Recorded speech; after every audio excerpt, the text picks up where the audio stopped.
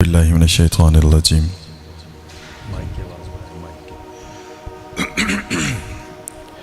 بسم اللہ الرحمن الرحیم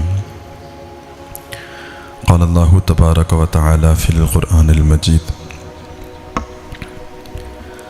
وَتِلْكَ الْأَيَّامُ نُدَاوِلُهَا بَيْنَ النَّاسِ آمَنْتُ بِاللَّهِ صدق اللہ مولانا العظیم ان اللہ وملائکتہ یصلون علی النبی یا ایہا الذین آمنوا صلوا علیہ وسلموا تسلیما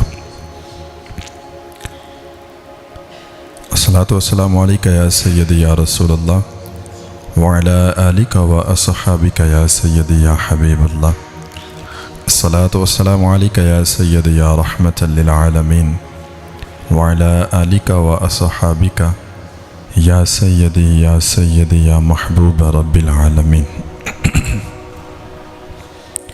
معزز سامعین، قرآن مجید میں رب تعالیٰ ارشاد فرماتا ہے وَتِلْكَ الْأَيَّامُ نُدَاوِلُهَا بَيْنَ النَّاسِ کہ لوگوں کے درمیان دن بدلتے رہتے ہیں، اتار چڑھاؤ، خوشی غمی، نقصان فائدہ، یہ زندگی کا حصہ ہے۔ اب اگر کسی بندے کا نقصان ہو جائے اور وہ اسی نقصان کو لے کر بیٹھا رہے تو یہ اس کی بے وقوفی ہے۔ اگر کسی بندے کو رب تعالیٰ کی طرف سے کوئی مصیبت آن پہنچے، اگر وہ اس پر صبر نہ کرے تو یہ ناشکری ہے۔ اگر رب تعالیٰ اس کو مال و دولت عطا فرمائے اور وہ رب تعالیٰ کے راستے میں اس کو خرچ نہ کرے تو یہ بخل ہے۔ تو مطلب جیسے سورج صبح نکلتا ہے، شام کو جب غروب ہوتا ہے تو ہر جگہ پر سایہ پڑتا ہے، کبھی سایہ اس دیوار پہ، کبھی سایہ اس دیوار پہ۔ تو جیسے سورج کی روشنی ہر جگہ پڑتی ہے اور سائے بدلتے رہتے ہیں، ڈھلتے رہتے ہیں، بے عین ہی اسی طرح انسان کی زندگی میں دکھ سکھ، خوشی غمی، نفع نقصان، یہ سب کچھ آتا رہتا ہے۔ اگر ان سب چیزوں کو لے کر ہم پریشان ہو جائیں اور اپنی زندگی کو مایوس کن بنا دے، پھر ہماری جو ہے نا وہ بے وقوفی ہے کہ اللہ نے اتنا خوبصورت زندگی عطا فرمائی تو ہم کیوں اس کو ناشکری میں گزاریں؟ کیوں ہم اللہ تعالیٰ کی نعمتوں کی ناشکری کرتے ہوئے گنہگار ہوتے رہیں؟ اور کبھی بھی جب رب تعالیٰ مال و دولت عطا فرمائے، اپنی آنکھیں آسمان پہ نہیں کرنی، بلکہ دیکھنا ہے کہ جب بھی بڑی سے بڑی بلڈنگ کھڑی ہوتی ہے، جب تک اس کی بنیاد زمین پر پکی نہیں ہے وہ بلڈنگ کھڑی نہیں ہو سکتی۔ بے عین ہی اسی طرح انسان کا اگر ایمان پکا نہیں ہے، اگر وہ سخاوت نہیں کرتا، رب تعالیٰ کے راستے میں خرچ نہیں کرتا، تو اس کی دولت زیادہ دیر اس کے پاس ٹکنے والی نہیں ہے۔ جیسے ایک مکان کو مضبوط بنیادوں کی ضرورت ہوتی ہے، ویسے ہی مالدار انسان کے لیے یہ ضروری ہے کہ وہ اپنے مال سے رب تعالیٰ کے راستے میں خرچ کرتا رہے، پھر رب تعالیٰ اس کو زیادہ دیتا ہے، 10 دنیا میں 70 آخرت میں۔ تو جو آیت میں نے پڑھی کہ لوگوں پر دن بدلتے گئے،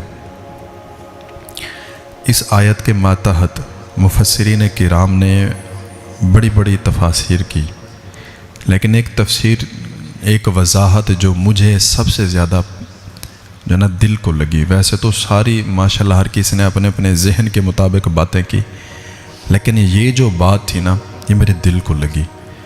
وہ کیا تھی کہ آپ لکھتے ہیں کہ اسی آیت کے ماتحت کے لوگوں پر دن بدلتے رہتے ہیں، تو کبھی بھی اپنی امیری کا غرور نہیں کرنا، کبھی بھی اپنے لباس کا غرور نہیں کرنا، کبھی بھی غریب کو غریب تر یا کمزور تر نہیں سمجھنا، کیونکہ جو امیر ہوتا ہے نا وہ اپنا مقدمہ، اپنی لڑائی، اپنی جنگ خود لڑتا ہے، لیکن جو غریب ہوتا ہے نا وہ تو خاموش ہو جاتا ہے، لیکن اس کا مقدمہ رب تعالیٰ کی بارگاہ میں چلا جاتا ہے۔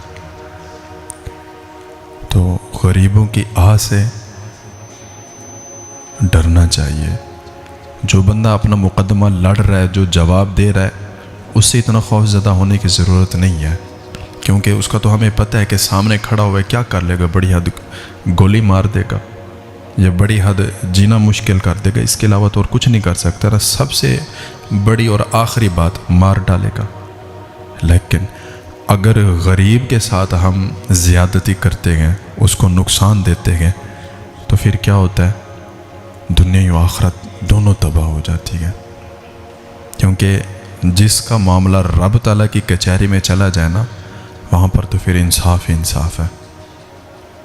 تو غریبوں کی آہ سے ڈرنا چاہیے۔ آج یقین مانے ملک پاکستان جو اتنا خوبصورت ایک ملک بنایا گیا تھا، آج اس کی حالت کیا ہو گئی ہے؟ آج کچھ شر پسند عناصر نے پاکستان میں دراڑیں ڈال دی ہیں۔ نہ میرے بھائیو، دین اسلام جب آیا تھا، ذات پات، اونچ نیچ، برادری، رنگ و نسل، روپ، سب کچھ اس نے پیچھے رکھ دیا۔ کیا؟ انما المؤمنون اخوہ، کہ مومنین جتنا بھی ہیں وہ آپس میں بھائی ہیں۔ تو پھر کیا پنجابی، کیا سرائکی، کیا پشتون، کیا سندھی، کیا بلوچی، یہ تقسیم نہ کریں۔ پاکستان رب تعالیٰ کی ایک نعمت ہے، اور الحمدللہ جب سے یہ بنا گیا تب سے لے کر اب تک جس نے بھی اس کے ساتھ غلط کرنے کی کوشش کی ہے وہ خود صفحہ ہستی سے مٹ جاتا ہے۔ اب ہم یقین جانے، کیونکہ جو حالات چل رہے ہیں، جو دور چل رہا ہے، ہمارے نوجوان بھائی ہیں، ان کے خون جو ہے نا وہ کھولتے ہیں، غصہ جلدی آ جاتا ہے۔ تو ہم نے دیکھا کہ کچھ ہمارے بھائی جو ہیں، جیسے ایک صوبہ بلوچستان ہے، اس میں جو معاملہ ہوا، میں پورے وثوق کے ساتھ کہہ سکتا ہوں بلوچیوں نے نہیں کیا۔ وہ بلوچ اتنا گرے ہوئے نہیں ہیں، میں بلوچ نہیں ہوں، لیکن میں آپ کو حقیقت بتا رہا ہوں، یہ اندر ہی اندر پاکستان کو توڑنے کی کوشش کی جا رہی ہے۔ اور یہ ملک پاکستان جس نے بھی اس کو توڑنے کی کوشش کی ہے، وہ چاہے جتنا مرضی بڑا رئیس اور امیر ہو، جتنا مرضی بڑا ماسٹر مائنڈ بندہ ہو، وہ تباہ ہو جاتا ہے۔ ملک پاکستان اپنے ہی پیروں پہ کھڑا تھا، کھڑا ہے اور کھڑا رہے گا۔ اس کو کوئی گرا نہیں سکتا، اس کو کوئی توڑ نہیں سکتا، اور جتنا بھی ہم قومیں ہیں، ہمیں کوئی جدا نہیں کر سکتا۔ ہم کل بھی بھائی تھے، آج بھی بھائی ہیں، اور رہتی دنیا تک ہم سب بھائی رہیں گے انشاءاللہ۔ جو بھی پاکستان کے دشمن گئے، اللہ تعالیٰ ان کو نیست و نابود فرمائے گا، ان کی یہ چال کامیاب نہیں ہوگی، وہ ہمیں لڑوا نہیں سکتے۔ تو یہ چیز اپنے ذہن سے، اپنے دل سے نکال دیں کہ ملک پاکستان میں رنگ و نسل کے لحاظ سے جو ہے نا وہ لڑائی ہو رہی ہے، ایسا کوئی معاملہ نہیں ہے۔ بس کچھ شر پسند عناصر ہیں جنہوں نے پاکستان میں پھوٹ ڈالنے کی کوشش کی ہے۔ اور میرے بھائیوں، جو مرضی ہو جائے، جو مرضی ہو جائے،